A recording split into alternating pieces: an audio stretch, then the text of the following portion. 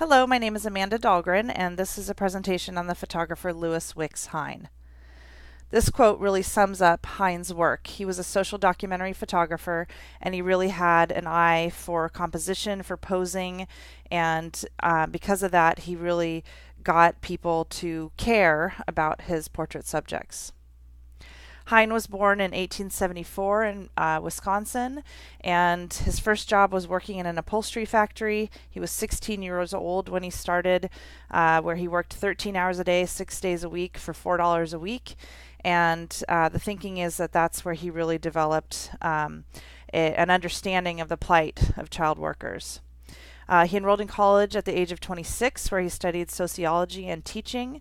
He taught at the Ethical Culture School in New York from the ages of 30 to 34. And while he was there, his boss, the superintendent, asked him to learn photography so that he could just document what was happening at the school. And Hine quickly realized the power of photography as an educational tool. So his first project was to photograph immigrants at Ellis Island, and he did that because he wanted to show his students the plight of the immigrant, and he wanted them to have the same respect for current immigrants as they did for the pilgrims who landed at Plymouth Rock. Hine left teaching in 1908 at the age of 34 and became a photographer and investigator for the National Child Labor Committee. And the NCLC was an agency that promoted child labor, and they were not popular. The people who ran the factories and canneries and all that absolutely did not want the laws changed because child labor was quite profitable. And so when Hine was doing his work, for the NCLC, he had to disguise himself in order to gain access. He would pretend to be a salesman or an industrial photographer, and then if he wasn't able to gain access, he would wait outside and photograph the children when they left. In addition to creating the photographs, he would take detailed notes about each child, the name, the age, the job description, date, place, etc. And he did that because he didn't want there to be any doubt of the accuracy of the photographs and information. In the 10 years that he worked for the NCLC, he made more than 5,000 images. And those images, some of them were used in magazines, pamphlets, books, traveling exhibitions, and slide lectures. He and the NCLC really, their goal was to educate the public so that they would support laws against child labor. He is credited with being one of the first social documentary photographers. He really influenced a generation of future documentary photographers, including those who were working for the Farm Security Administration, which is ironic because he was denied a job at the FSA, and the research says that that was probably because he refused to give up the rights to his negatives, and that was required of FSA photographers. He did end up working for some government organizations during, the New Deal, including the Tennessee Valley Authority and the Works Progress Administration. Later in his life, he concentrated on skilled laborers, wanted to show the dignity and intelligence of them, and he made work portraits and published a book called Men at Work in 1932. And one of the things that was in that book was photographs that he was commissioned to take of the Empire State Building being built.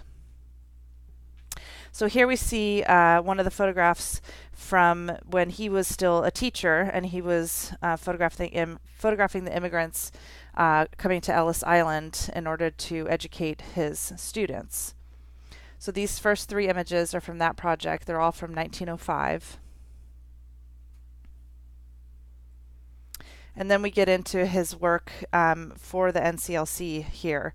So this is from a mine, and he's really showing the conditions that these children are working in, and he's recording all this information. And, we're really seeing the conditions. We're seeing these oil lamps on their heads. And then an image like this, he's showing the conditions that the child is in. He's recording all this information to tell us what's happening here. And then he mixes in photographs that are more intimate, more close up, His vantage point is, closer, and the child is looking straight into the camera, and that really helps to garner sympathy for this child. And here's another one, a more intimate portrait. And the ones that are pulled back a little bit farther certainly have their place. So here he's showing, the environment that this little girl is in, and that, she's really quite small compared to all that machinery. And here's a more intimate portrait again.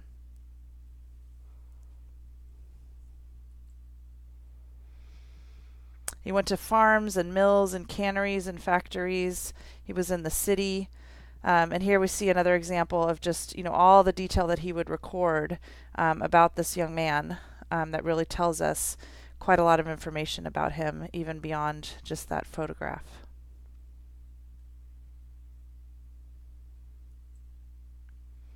And he would do these group shots, individual shots, close up, far away, really all these varied vantage points to help tell the entire story.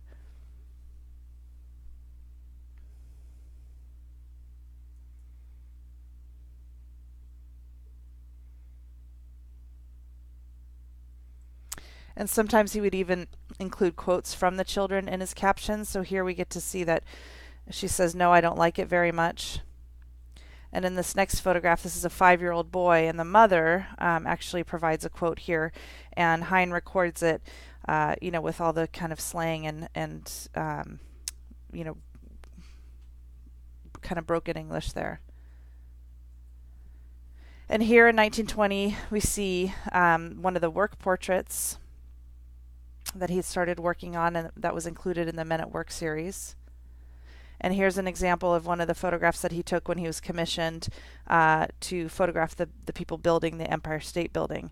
And again, we really get a sense of his gift for composition, for vantage point, really showing us the environment that this man is working in.